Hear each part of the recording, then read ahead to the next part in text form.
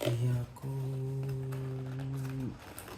इसमें तो वाईफाई है। ये देखिए वाईफाई का एंटीना है जो कहीं तो लगेगा, बाद में देखते हैं क्या लगाते हैं।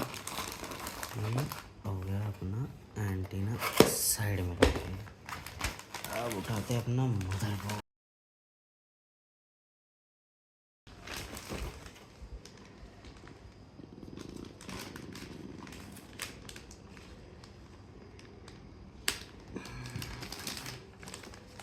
Gue itu keteperan Kelly ya. Wah, क्या लग रहा है गजब।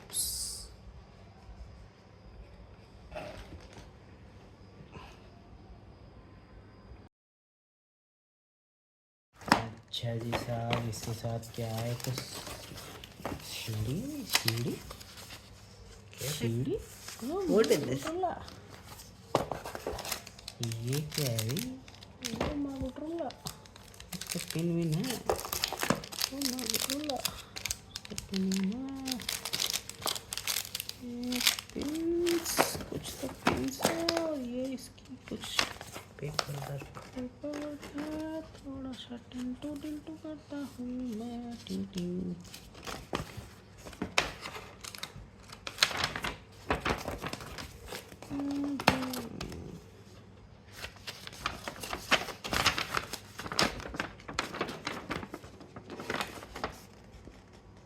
अच्छा तरीका बता रखा है, quick installation guide. Well well well.